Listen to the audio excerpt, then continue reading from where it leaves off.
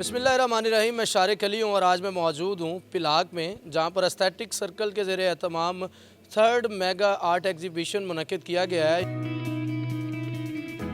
यहाँ पर पाकिस्तान के तमाम शहरों से, तमाम इलाकों से लोग मौजूद हैं। बहुत से आर्टिस्ट जो हैं वो यहाँ मौजूद हैं, जिन्होंने अपने फ़नपारों को यहाँ नुमाइश के लिए पेश किया है। वो कहते हैं ना कि जिस मुसव्वर की नहीं बिकती कोई तस्वीर, तेरी तस्वीर बनाएगा तो छा जाएगा।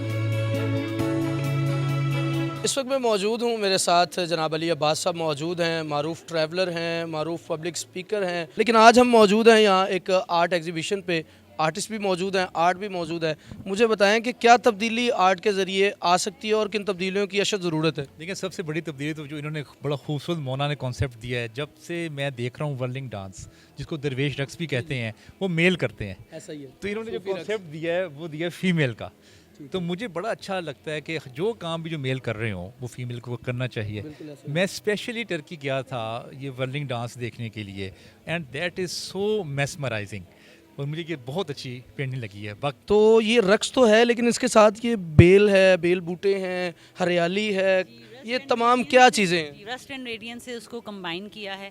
तो जस्ट लाइक आप देख रहे हैं कि बैकग्राउंड वो रस्ट और रेडियंस आ रहा है। ब्लू मून है, इसका जो टॉपिक है कि वो पत्ते भी छू कर आपको हरे हो रहे हैं। तो आपको बाहर चाहे जिस तरह का भी मौसम है, ख़ज़ां है, बाहर जो भी चल रहा है, लेकिन आपके अंदर जो है वो बाहर है। तो बाहर मुझ में है।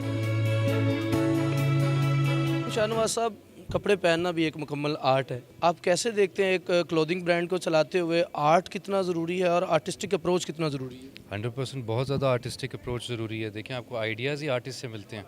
आप देखें, कलेक्शंस आती हैं, कलेक्शंस किसी न किसी थीम के ऊपर बेस्ड होती हैं। जैसा मुझे याद है, हमने 2019 में एक कलेक्शन निकाली थी सफ़रनामा के नाम से। एवरीथिंग एज अ थीम, और उसके पीछे आर्टिस्ट की एक विजन होता है। और वो जो हमारे डिज़ाइन डिपार्टमेंट है, they are all themselves artist. तो ये बहुत इम्पोर्टेंट है। आप अगर आर्टिस्ट हैं, अगर आर्ट को समझते हैं, तो आर्ट एक ऐसी ज़ुबान है जिसके लिए ज़ुबान की ज़रूरत नहीं होती।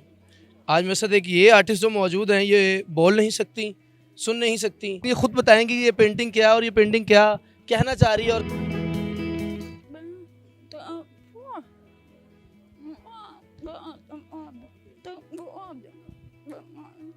कि मेरा नाम ज़ैनब कमल है, मैं पंजाब यूनिवर्सिटी से हूँ। ये मेरा मतलब पंजाब यूनिवर्सिटी में सीन है पहला।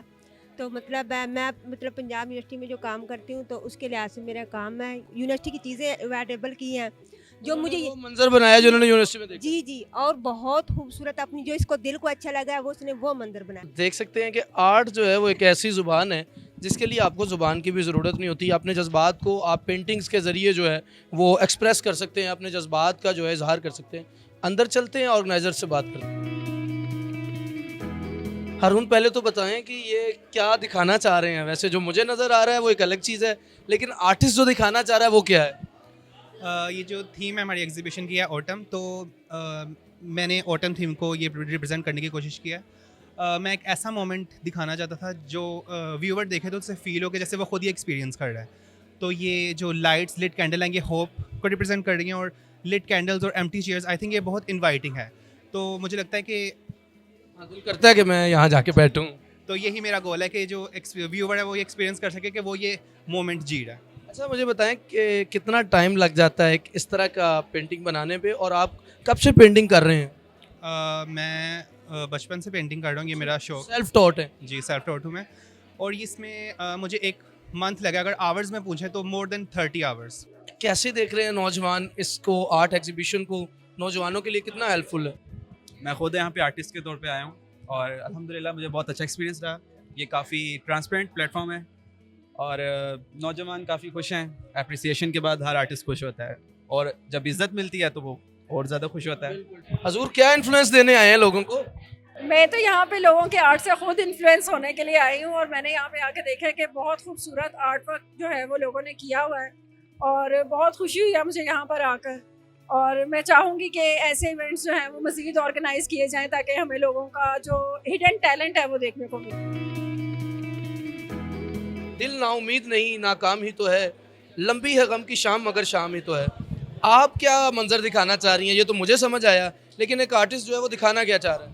अस्सलाम वालेकुम। मैं बेसिकली इसमें दो जो एक ऑटम का जो सीज़न होता है उसमें बेसिकली दो पहलू होते हैं। इट्स लाइक अ कॉइन जिसके दो पहलू होते हैं। एक तो इसमें जिसमें हम देखते होते हैं कि जो लीव्स होते हैं वो अपने कलर्स को चेंज करते होते हैं, ब्राइट कलर्स में कन्वर्ट हो जाते हैं उनके, रेड, ऑरेंज, येलो।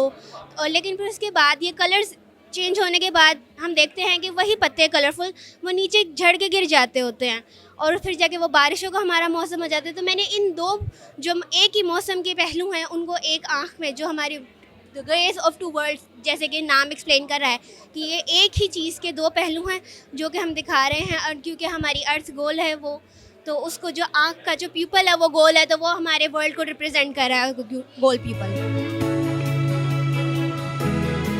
सबा मुझे बताइए कि ये जो आर्ट है, इतना बड़ा आर्ट है, पहले तो ये बताएं इस पे कितने दिन आपके सर्फ हुए? 1 वीक। एक हफ्ता लगातार? तो घंटों में अगर बात हो तो कितना? घंटों का आइडिया नहीं, लेकिन ये है कि इसको बहुत शॉर्ट टाइम था तो इसको मैंने 1 वीक में कंप्लीट किया है, पूरी रात जाकर। 3-4 दिन रात जाके मैंने इसको कंप्लीट किया है। अच्छा, मुझे ये बताएं कि इस आर्ट के ज़रिए जो आप एक्सप्रेस करना चाह रही हैं, जो मंजर ऑटम का शो किया है कि इसमें सिर्फ एक है पीस का, हो पीस, क्योंकि जो पीछे मस्जिद है वो पीस को शो करती है। और यहाँ पे आके जो हॉर्स दिखाए ये उनकी मोशन है जो इधर आके एक ज़िंदगी रुकी हुई है।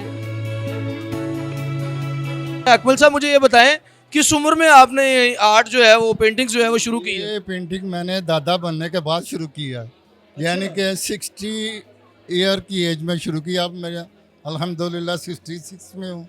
6 साल से मुसलसल काम किया है। अच्छा, पहले 60 साल आपको ख्याल क्यों नहीं आया कि आपके अंदर कोई आर्टिस्ट मौजूद है? आर्टिस्ट मौजूद था लेकिन बिजनेस में बिजी रहे तो टाइम ही नहीं मिला। शौक बहुत था बचपन में, लेकिन घर वाले जो थे वो कह रहे थे कि वो बिजनेसमैन बने, ठीक है ना, इसलिए इस तरफ NCA जाने का बहुत शौक था लेकिन नहीं जा सका। वैसे हैंड राइटिंग मेरी अच्छी थी बचपन में, किसी से सीखा नहीं है मैंने, खुद ही। ये मेरे पीछे एक पेंटिंग आप देख रहे हैं, बज़ाहिर एक देहात है, वहाँ का मंजर है जहाँ पे सरसों उगी हुई है, कुछ दरख्त हैं जिनके पत्ते झड़े हुए हैं। मकबूल अवान साहब, इसका आपने नाम रखा है ख़ज़ां की सरगोशियाँ, बड़ा शायराना नाम है। और क्या अपनी पेंटिंग के ज़रिए जो है एक पैगाम दे रहे हैं? ये मौसम जब ख़ज़ां का आता है तो उस टाइम का ये मौसम है, और पतझड़ जब शुरू होती है उस टाइम का माहौल जो है मैंने पेंट किया है। इसका नाम मैंने रखा है ख़ज़ां की सरगोशियाँ। तो ये जो है देहात का इलाका है, देहाती इलाका है, और उसको मैंने पेंट किया है। अच्छा, मुझे एक सवाल बताएं, अक्सर सुनते हैं शायर जो होते हैं वो दिल टूटे होते हैं और धोखे मिले होते हैं और पता नहीं क्या क्या, क्या आर्टिस्ट जो पेंटर है उसके लिए भी ऐसी कोई बात है? जी जी, उसके लिए भी होते हैं, ऐसे ही होता है, उसके भी जज्बात होते हैं। उनका भी दिल टूटा होता है? ज़ाहिर बात है, दिल भी टूटा होता है और कुछ दुखी भी होते हैं। आपका तकरीबन कितनी मरतबा दिल टूटा है? मेरा तो अल्हम्दुलिल्लाह अभी तक नहीं टूटा। ये आप अपनी वाइफ को देखकर ऐसा कह रहे हैं? नहीं नहीं, कुछ नहीं कहेंगे, अब तो वक्त गुजर गया। नहीं ऐसी बात नहीं है, अल्हम्दुलिल्लाह मुझे ऐसा मौका नहीं मिला अभी तक। इन्हें मौका नहीं मिला जी।